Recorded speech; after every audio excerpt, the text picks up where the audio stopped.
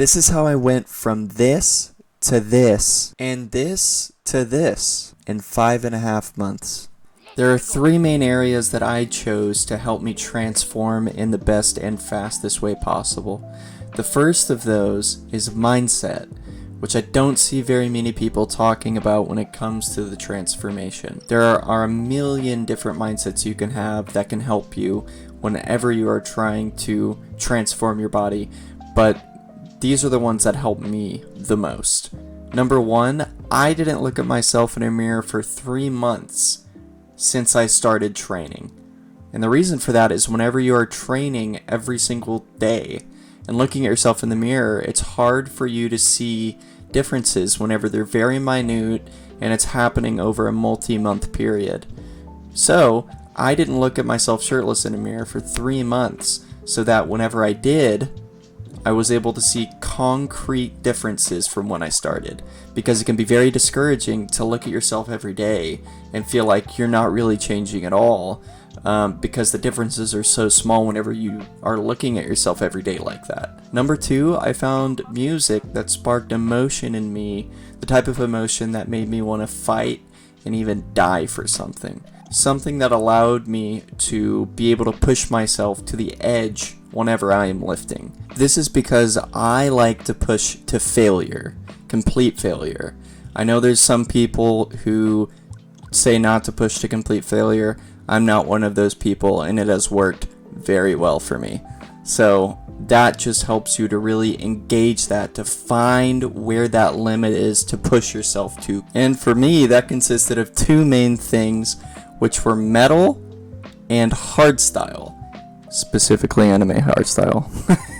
And one of the last things of having this good mindset is allowing it to be your therapy. That helped me a lot. Lifting for me really became my therapy in a way. To me, there is something just so therapeutic about ripping myself to absolute shreds in the gym. In life, there can be a lot of mundane day-to-day things, but invoking something within yourself to fight and push to your absolute limit engages in this non-day-to-day emotional activity that allows you to really feel something.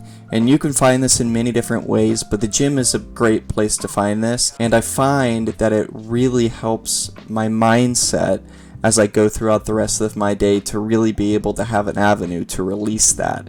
So finding a way to fall in love with the pain is going to help you to get back in and keep doing it day in and day out. After mindset, the second main area of being able to do this is with your diet.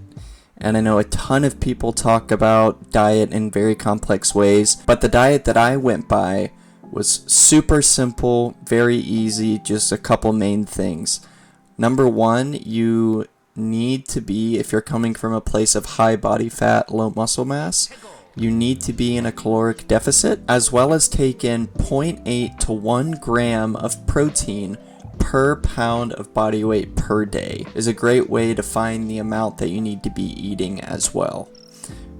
For the caloric deficit, it's pretty easy to find. All you have to do is go to this website, and it won't give you a completely accurate estimation of what the amount of calories you're burning per day is, but it'll give you a close estimate of what you are with your age, height, and body weight. So what this calculation is doing is calculating how many calories you burn per day just by sitting still. You can even change the calculation to measure if you're working out on a daily basis, and all we're wanting to do is to make sure that the amount of calories we take in per day is beneath this number. Okay, a couple things with this. A lot of people see the diet as a very daunting thing with the amount of sugar that can be so addicting that we eat on a day-to-day basis here in America. Just a couple really simple things whenever you're trying to do this that will make it a lot easier for you to do. The first one is that we want to find foods that have the best calorie to protein ratio. So for example, we can take something like a mass gainer, which might have 40 grams of protein, but for that 40 grams of protein, you might be getting 800 calories out of it, where we could find a different protein shake that still gives you 40 grams of protein, so the same amount of protein, but for maybe 200 calories. So you're getting the same amount of protein out of that, but one is giving you a lot more calories than the other. So if we're wanting to burn weight as well as put on muscle at the same time, like I did in the beginning of this transformation, we want to find things that have that best calorie to protein ratio in order to do that. And there are two things that are going to make this a lot easier for us to do. The first thing, 5 days throughout the week, weekdays, make sure that you're on the plan below your calorie deficit, taking in a gram of protein per pound of body weight. But on the weekends, eat whatever you want. Go hog wild. Saturday and Sunday, you can go off. But during those weekdays, we need to make sure that we're staying on what we said. This is what I did to get myself to transform in the way that I showed at the beginning of the video. The other way is that there are so many great options to help you satisfy your sugar cravings that you are definitely going to be having. Most of the time, you're either craving salt or sugar. If you have a lot of salt, then you'll start craving sugar, and if you have a lot of sugar, you'll start craving salty things. The hard thing whenever you are trying to burn fat is those sugary things that you really crave whenever you're eating right, which there are a ton of great alternatives that you'll see on the screen that you can use to satisfy that sugar craving without taking in a bunch of fat and sugar and calories, but still satisfy that sugar craving in a healthier way. Alright, and the last thing is that whenever we reach and we're eating throughout the day and we get to our body weight in grams of protein for that day, just stop eating. You're done for that day. Unless you can't go to sleep or something, then you can eat something to help you fall asleep. But stop there. And then you're done. You're going to be at the protein intake that you need while still being underneath the amount of calories that you burn per day. So you'll be at the protein that you need, 1 gram per pound of body weight, as well as being in a caloric deficit at the same time, because we have such a good calorie to protein ratio in the things that we're choosing. And then you just stop. And the last main area that I used is the actual lifting itself. Whenever you're actually lifting yourself, making sure that you have proper technique is essential so that you can push yourself to failure without hurting yourself. If you're new to lifting and you don't know how to do it, you can just look up the specific lift that you're doing and then make sure that you're following the right technique for that lift. That's the biggest thing. Because if you're pushing yourself to failure and you're not doing it the right way, you can really injure yourself. So making sure that you're doing it right so that you can push yourself as far as you can go without actually injuring yourself is a really big deal. Also, whenever it does come to failure, what I like to do is have at least 2 sets that have gone to failure.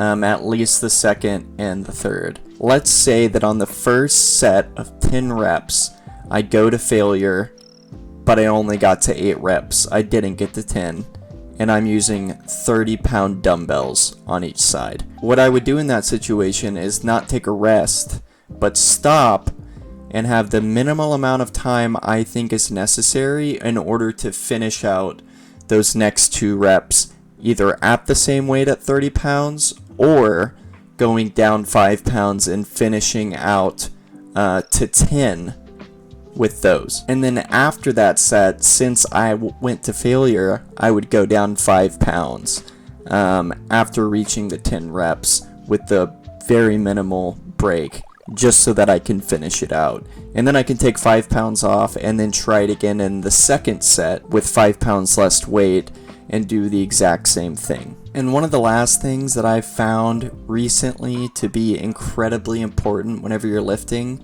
that you hear people talk about is mind-muscle connection. Actually feeling and making sure that whenever you're lifting that you're hitting the areas that you need to be hitting. Because whenever you're lifting, you can use different muscle groups to get the weight up that you're not trying to target. And this is something that really comes with experience if you've been in the gym for a while.